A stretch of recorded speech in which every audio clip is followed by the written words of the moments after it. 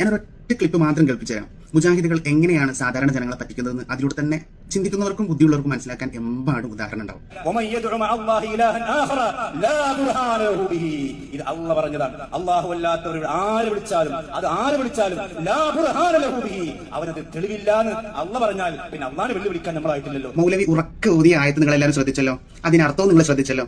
ആ കൂടിയിരിക്കുന്ന മുജാഹിദുകളും ഇയാളുടെ അനുയായികളായിട്ടുള്ള മുജാഹിദുകളും ഈ ആയത്തിന്റെ അർത്ഥം അയാൾ വെച്ചതുപോലെ നല്ല വിചാരിച്ചത്. അതായത് അള്ളാഹുവിന്റെ ഔലിയാക്കന്മാരോട് ഇസ്തിഗാസ നടത്തിയാൽ ഷിർക്കാണ്, സുന്നികളൊക്കെ നടത്തുന്ന ഇസ്തിഗാസ ഷിർക്കാണ്, അതുകൊണ്ട് സുന്നികൾ മുശ്രിക്കാണെന്നാണ് മനസ്സിലാക്കിയത്. അങ്ങനെയാണ് മനസ്സിലാക്കേണ്ടത്, അതിന് വേണ്ടിയിട്ടാണ് അവർ ശ്രമിച്ചത്. എന്നാൽ അയാൾ അത് കൃത്യമായി അർത്ഥം വെച്ചിട്ടുണ്ടോ? ഒരിക്കലും ഇല്ല.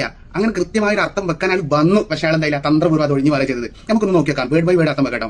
വമൻ യദഉ, ഒരുത്തൻ യദഉ ദുആ ചെയ്യുന്നു, മഅല്ലാഹി അള്ളാഹുവിന്റെ കൂടെ, ഇലാഹൻ ആഖറ, മറ്റൊരു ഇലാഹിനോട് എന്തായിരുന്നു ദുആ ചെയ്യുന്നു. ഈ ഇലാഹ് എന്നുള്ള വാക്ക് അയാൾ കണ്ടതുപോലുമില്ല, മനഃപൂർവ്വം മറച്ചു വെച്ചു. ആ ഇലാഹ് എന്ന വാക്കിന് അർത്ഥം വെച്ചിട്ടുണ്ടെങ്കിൽ സുന്നികളും ശരിയാക്കാൻ പറ്റില്ല. കാരണം എന്താണ്? സുന്നികളുടെ വിശ്വാസം എന്താണ്? അള്ളാഹ് മാത്രമേ ഇലാഹുള്ളൂ എന്നാ, ലാ ഇലാഹ ഇല്ലല്ലാഹ് എന്നാണ്. ഇവിടെ പറഞ്ഞത്, ആയത്തിൽ പറഞ്ഞ എന്താ?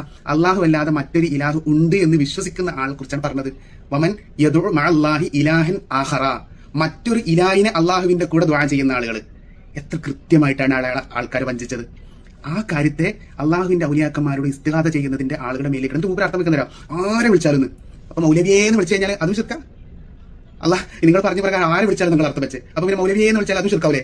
എന്തിനാ മൗലവിമാർ ഇങ്ങനെ പച്ചക്കളവ് അള്ളാഹുവിന്റെ ദുനിയാവിലെ അള്ളാഹു തന്ന വെള്ളവും അള്ളാഹു തന്ന ഭക്ഷണവും കഴിച്ചിട്ട് ഈ ആളുകളെ മുന്നിൽ ഇരുത്തി പറ്റിക്കാൻ വേണ്ടിയിട്ട് ലാ ഇലാഹ ഇല്ലല്ലാഹ് എന്ന് വിശ്വസിക്കാത്തൊരു സമൂഹത്തെ കുറിച്ച് പറഞ്ഞതിനെ ലാ ഇലാഹ ഇല്ലല്ലാഹ് എന്ന് വിശ്വസിക്കുകയും അള്ളാഹുവിന്റെ ഔലിയാക്കന്മാരും പ്രവാചകന്മാരും അള്ളാഹുവിന്റെ അടിമകളാണ് എന്നും അവരൊക്കെ